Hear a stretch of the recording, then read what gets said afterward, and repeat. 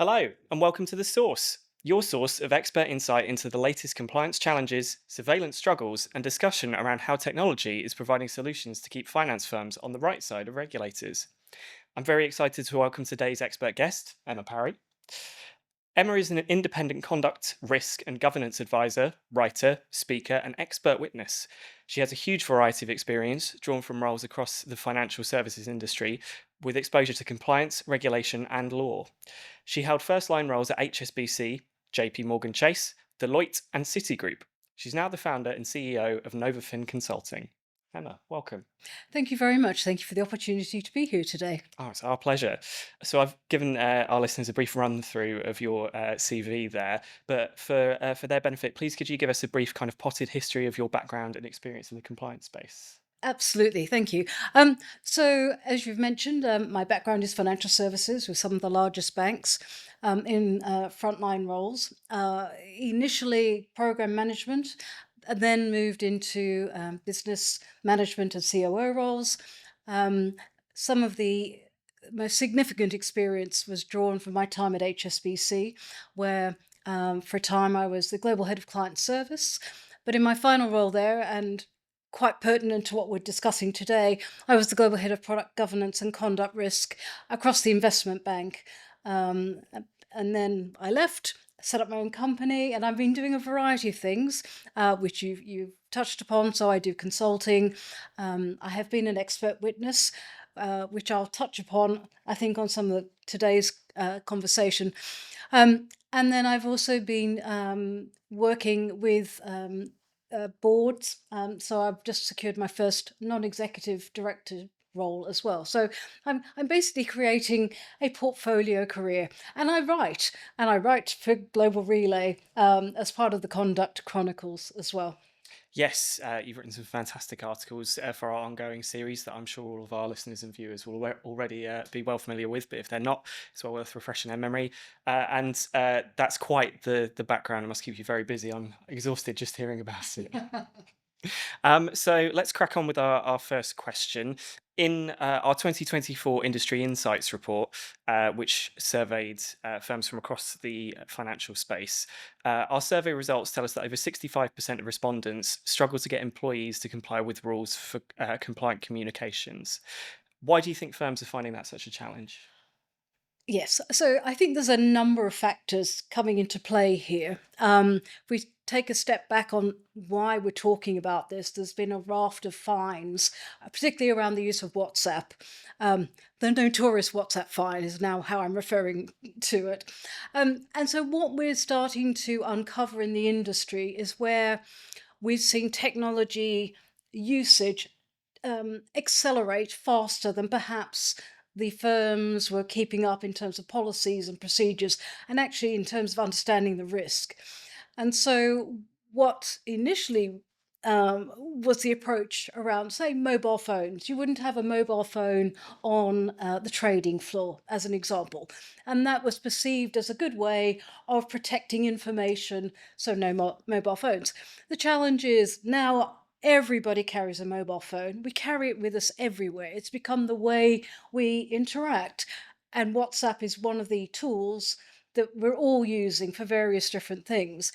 And I suspect what's happened is we've had people using WhatsApp to talk to their clients, not necessarily to, trade inside information, but to arrange where they're going to meet for lunch or to organize, a golf day or something like that. So it is a business use, but it's not in the way in which we think about misconduct. So, and I think that has now evolved into an appreciation of the significance of the potential risk that is there, and which is why we've got banks now taking different approaches. So we've got some who are banning, tools such as WhatsApp completely. We've got others who are surveilling it, and so we've now got discrepancies in approach. And so I think what's happening is we've got a behavioural challenge because we're not necessarily clear on what we're expecting people to be doing.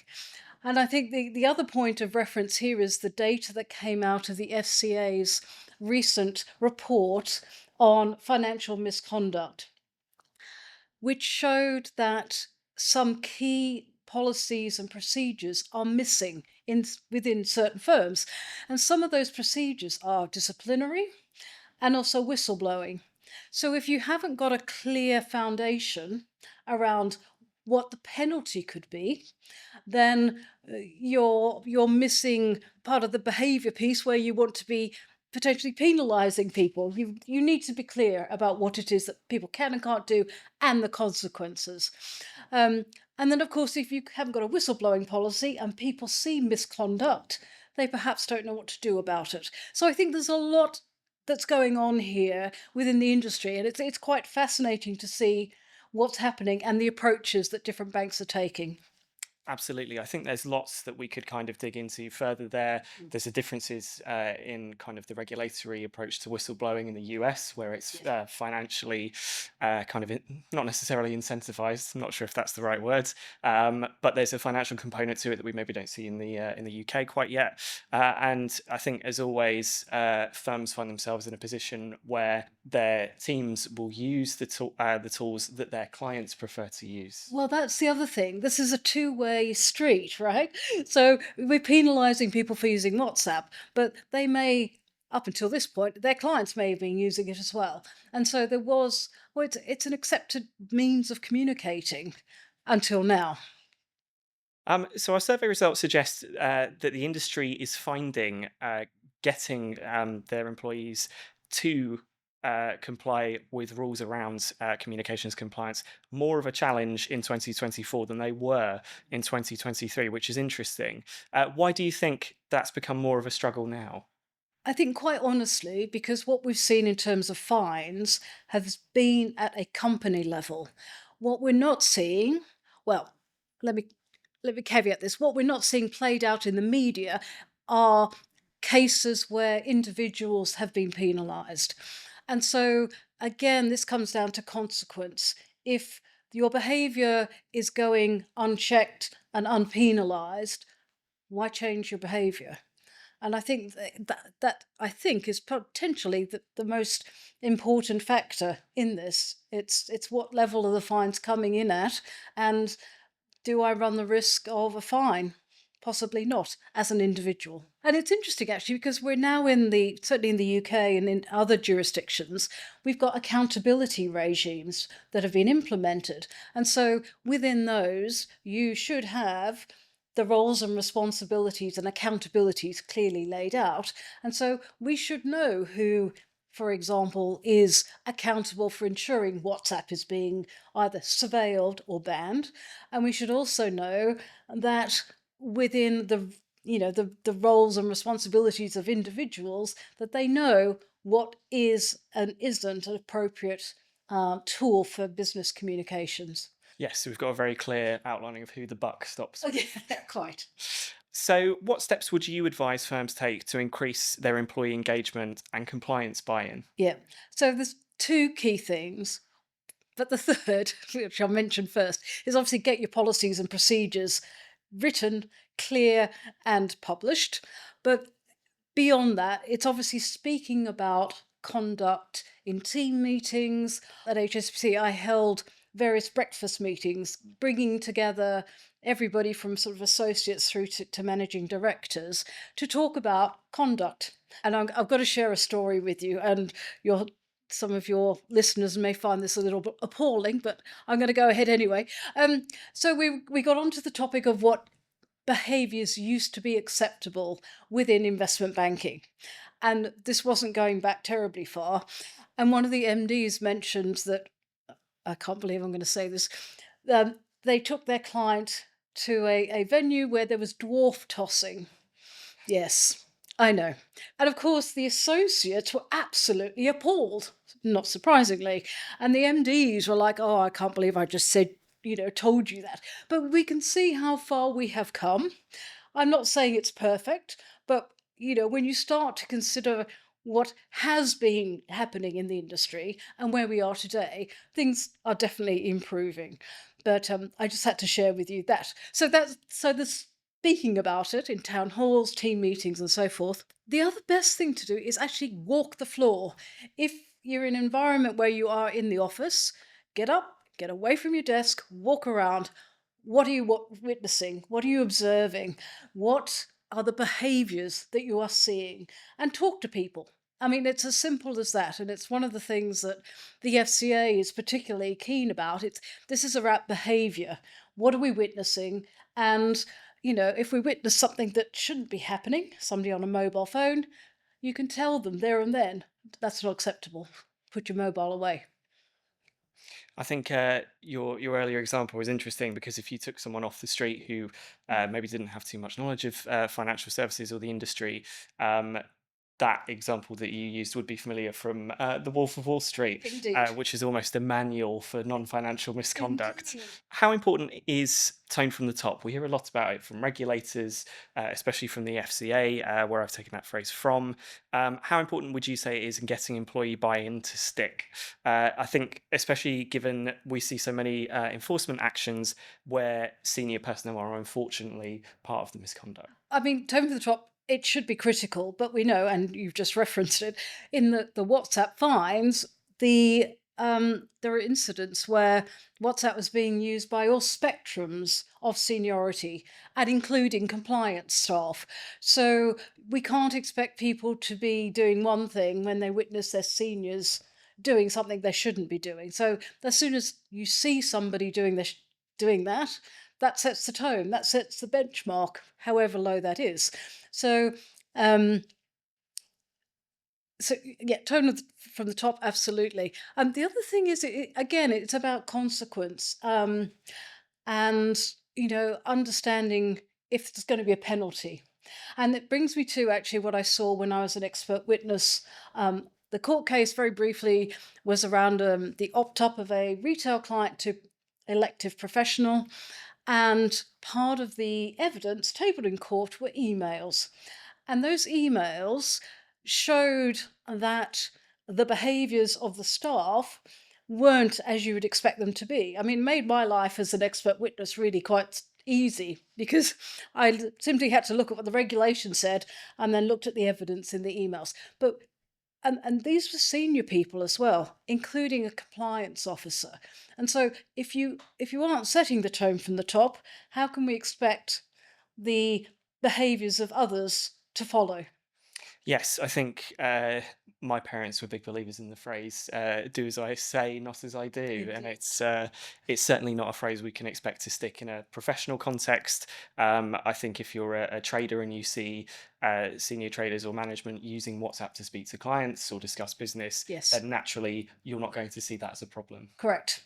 Absolutely. So, Emma, would you say that a culture where employees are less likely to engage with compliance frameworks and policies can be a potential warning sign of other cultural or conduct issues? Well, I think the short answer to that is yes. The longer answer is if you sort of bend the rules a little bit and there's no consequence, then you could be tempted to do other things that sort of sit within the misconduct space. I'm not saying that everybody using WhatsApp is turning into a rogue trader, but there is that potential. And it's interesting actually because when we think about behaviors and what we witness, one of the things that comes out or has come out in some of the legal cases over the years, particularly the market abuse cases, was people saying in court, well, my manager knew what I was doing. And it was almost that complicit environment. And so, the policies, procedures, they have to be clear, but the consequences need to be clear.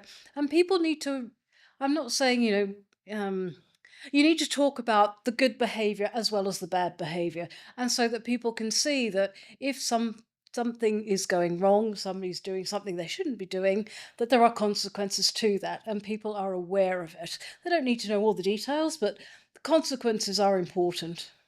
I think that's a really interesting point. I think we see a lot said about the deterrent impact of fines, of enforcement actions, and of people kind of modeling bad behavior and highlighting it. I think modeling the good behavior is equally as important because how are people supposed to understand what the tone from the top is Exactly. if it's not clearly demonstrated? Exactly. The other thing is where I've seen sort of employee of the month type programs, where again you are celebrating, be it good outcomes for clients, where a deal has been rescued at the last minute. These types of stories help to build the culture as well. And so you want people to celebrate those triumphs and to understand, oh yeah, okay, that's a really great story. I'd like to learn more about how that client outcome was won. So it does create the right buzz that you should be looking for. Yes, definitely. I think whenever we kind of discuss culture in terms of regulation and enforcement, we're thinking about a very negative Mm, example of culture. But yes, obviously, the only way to combat negative culture is with positive culture. exactly. Okay, so going back to our industry insights report, we found that 55% of respondents considered social media to be an emerging compliance risk. And we've previously reported that around one third of firms are capturing and storing data specifically from LinkedIn. What risks do you think firms need to be prepared for from social channels?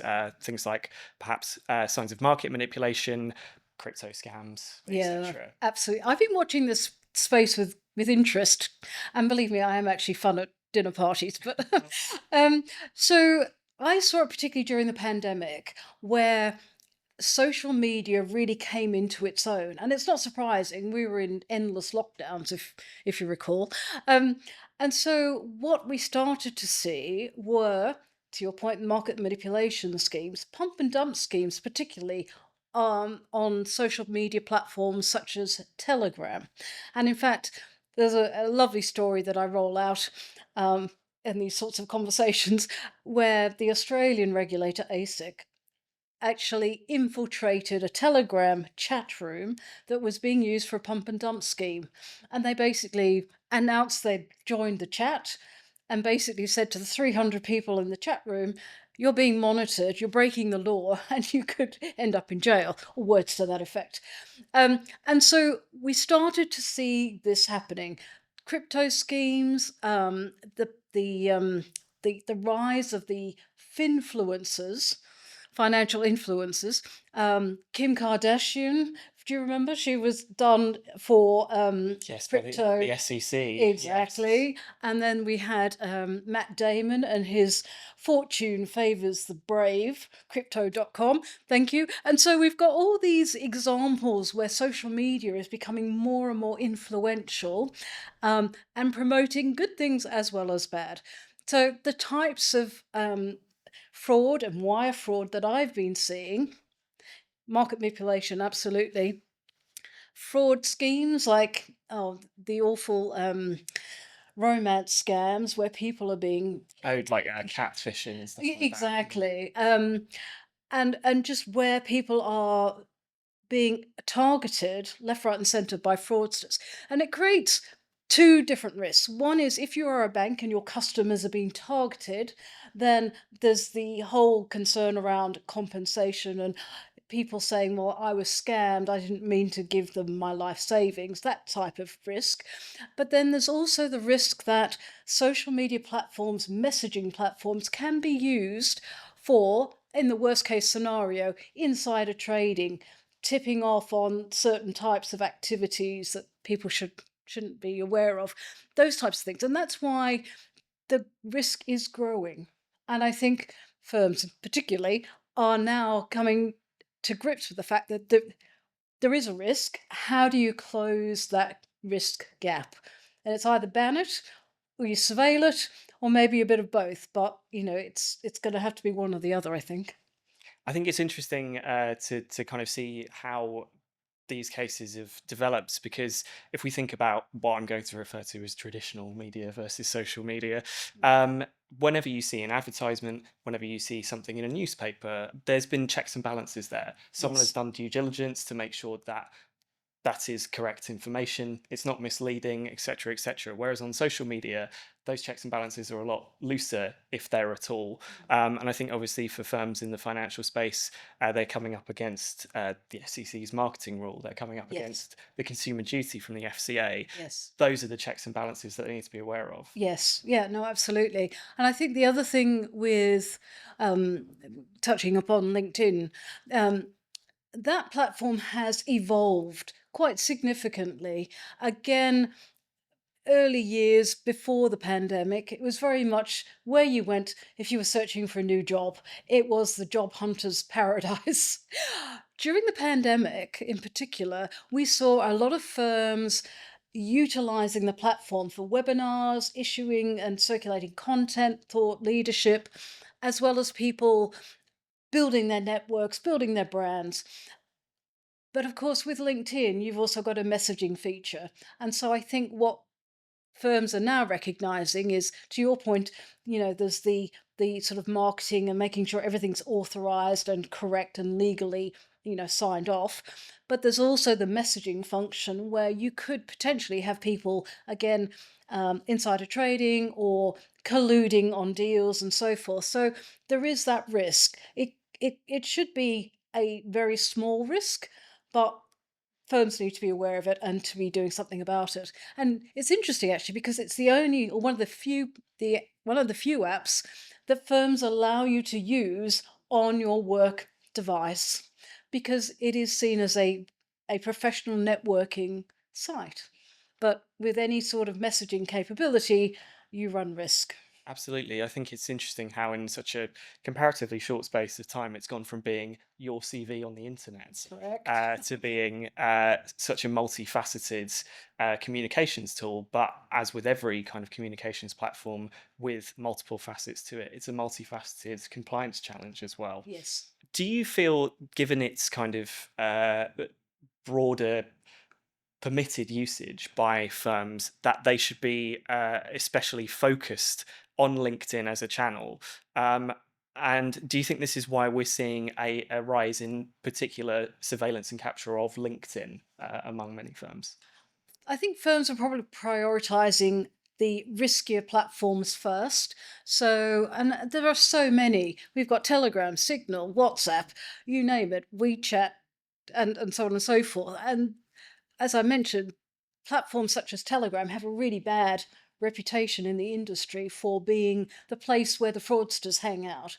Whereas you weren't seeing that with LinkedIn. So I just think it's firms catching up with the fact that they've addressed possibly the toxic end and now they're starting to look at other areas to see whether they run similar risks. So, to your point, I think a lot of firms have their own company pages on LinkedIn. They are using it to promote, their annual, results, their latest product launches. I don't think LinkedIn will go away. I just think there are certain risks. So, your point around the marketing piece is very valid. And then there's the messaging as well. So I just think they're catching up. I think we're at an interesting inflection point with social media. I was talking to some of our graduate employees here at Global Relay and asking them if they remembered when X was Twitter, Oh, which they did. But I think a lot of the legacy platforms that we've kind of seen social media grow up with, Facebook, X, formerly Twitter, LinkedIn, WhatsApp. These platforms are knocking on for sort of 10 to 15 years old. yes. And they've kind of held a monopoly on the space. But we're seeing other applications like Telegram, as you mentioned, that are coming up alongside it. And obviously, the risks of some of these platforms are known, and it's the platforms that are coming around the corner that Yes. are going to be the true challenge. Yeah. Yeah. No, I agree. So we kind of touched on the prospect of a channel ban a little bit earlier. Do you think a ban of a channel in its entirety is ever effective, or do you think that's just going to move communications and potentially bad actors onto a different channel?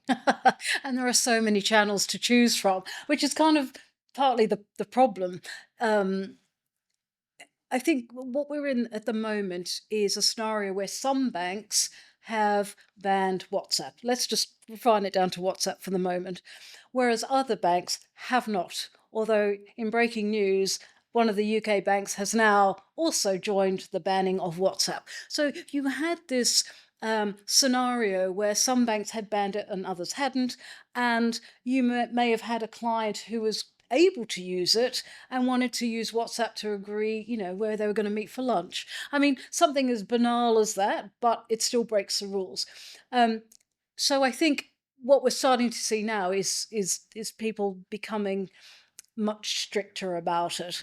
Um, And there's two things that occur to me here. One is if you have a policy that's very clear and it outlines the disciplinary actions that could happen if you break the rule using WhatsApp, for example, then it becomes very clear to the employee about the behavior that's expected, the consequence of misbehavior, and it also makes the job of the firm, dare I say it, easier to bring in some sort of penalty for that employee. So there's that aspect.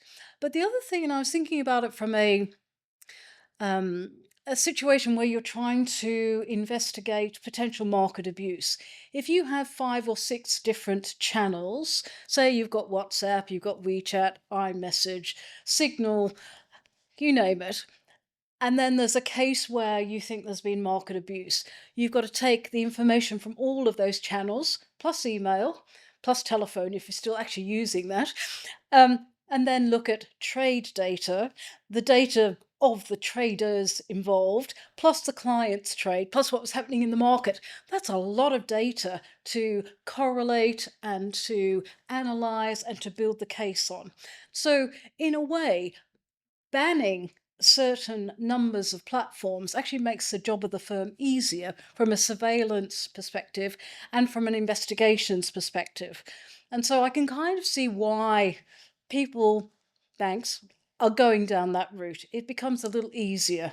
Sure, but then they're of course risking employees using channels that they haven't approved, Yes, or they have no knowledge are being used internally, and the yes. regulators would take a very dim view of that. Well, absolutely. Which is why when we're talking about behaviors, I reference again the need to speak about misconduct and then also walk the floors and see what's happening. It's a little more difficult, of course, now that, if you've got large numbers of teams working from home, and so how you check in on that.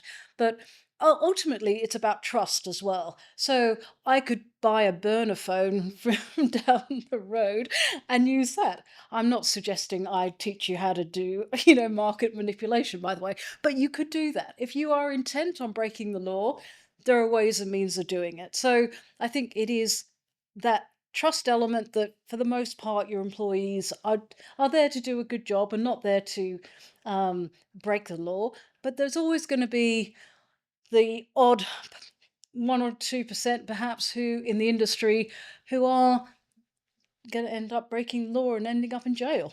I think it's interesting you use the example of that UK bank that, at time of recording, has recently kind of banned the use of WhatsApp. Yes, It will be interesting to see whether that is the kind of direct or knock-on result of the FCA's fairly recent probing into exactly. instances of off-channel communications breaches, because I think we've seen the vast majority of activity from US regulators on that. Well, absolutely. It's really interesting. It's a completely different approach, really, because from the US perspective, it's a very legal perspective in terms of did you have something in place or not? Whereas the FCA's approach, as we know, is much more about principles and outcomes. And so that gives you a slightly different approach on how you might want to regulate the industry. So they're probing questions. And of course, at some point, it may mean that the FCA will want to come in and talk to you about what you've submitted in terms of your information on communication channels. Um, and I've been on the other side of the table from the regulator, and it can become quite an awkward conversation. But you have to be honest because one way or another they will find out. Yes, I think no shortage of difficult conversations for the FCA recently. So finally, taking a kind of a step back from the topic at hand, um, obviously things change so quickly now that forecasting for the future is always very difficult. But what do you think the biggest compliance challenge of the next 12 months will be? So I'm I'm going to reflect a little bit on a because we've been talking about the SCA on a quote they came out with in a speech in June of 2022, which was around the difficulty of proving market abuse. So in a criminal case, the burden of proof is there. It has to be beyond reasonable doubt. And they basically said that in a lot of cases of market abuse, there is weak or lacking evidence. And so Been reflecting on this alongside the fact that we've got obvious deficiencies in the controls around communication surveillance. So we've got almost certainly missing data, missing evidence of market abuse that may have happened over WhatsApp. We will never know because there was no surveillance in place. So I think that's the first thing I wanted to say. And then the second point is around, and building on that, is when you are building a case, you have to bring all this disparate information together. So it's not just the e-coms data, it's a trade, if I'm talking about a trading related activity, you got the trade data, what was happening in the market, what the client was doing, what your traders are doing, as well as all the e-coms data. Pulling that together is, like I said, a huge piece of work. And to pull the investigation into a case that is good enough to go to court is another challenge. So I suspect people, and some of the people I've been speaking to in terms of in this space, are talking about how they get better at pulling e-coms and trade transactional data together in terms of an investigation. Because I think we've been focusing on the silos, which is fine, but actually we're not getting to the nub of the problem, which is, can we prove or disprove market abuse is happening in the industry? And fundamentally, what we all should be concerned about is, what is the integrity of the market? And if we can't prove that, then we're no better off. So I think what I see over the next 12 months is people trying to get better at pulling that data together and to prove one way or another whether um, market abuse is happening. I think we've seen over the last couple of months, in fact, a shift from the regulatory perspective away, especially in terms of record keeping, from meeting Yes. basic record keeping requirements to data completeness. Yes. And I think, as you say, firms being able to evidence that they have all of the data Mm. from all of the required venues and channels is Yes. going to be absolutely critical going Yeah. forwards. Agreed. Absolutely. Well, Emma, thank you for sitting through that barrage of questions. As a treat for you and for our listeners at the end, some slightly less, I won't say less serious questions, but some slightly less formal ones. So, who would you say is your compliance champion? What figure from the world of compliance, surveillance, or regulation do you admire most? So, given we've been talking a lot about behavior in today's session, I'm going to name two behavioral scientists who I have been following quite avidly over the last number of years. First is Dr. Roger Miles, who works within financial services looking at conduct risk and the behaviors that sit behind it. And the other person is Christian Hunt, who does compliance in the wild, he calls it. It's a um, almost daily it feels, video snapshot of different compliance, sometimes signs you see in public, and the way in which they can or cannot cause behavioural challenges for people to follow. So those are the two I would mention. Oh, very interesting. I'll definitely have a look out for compliance in the wild. Absolutely. In a former life, I was a music journalist. I think music can tell us a lot about the people that we meet. So if we plugged your playlist into the GR sound system, what's the band or artist that's most likely to be playing? Oh, like today it would be pink because I think we need to get this party started. Excellent. Well, Emma, thank you very much for your time. Some excellent insight there. And yeah, thank you for speaking to us today. It's been a pleasure. Thank you very much for the invitation.